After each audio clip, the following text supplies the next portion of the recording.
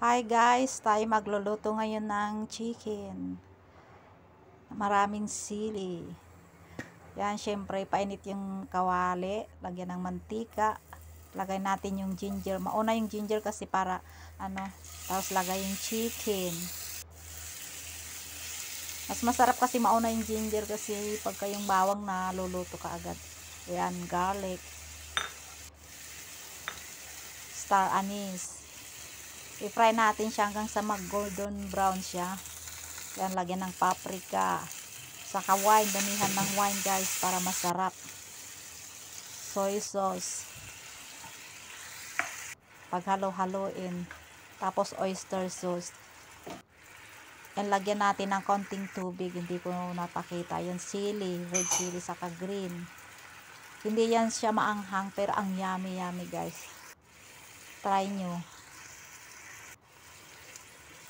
Super yummy talaga. At saka ang lambot ng chicken. Sarap.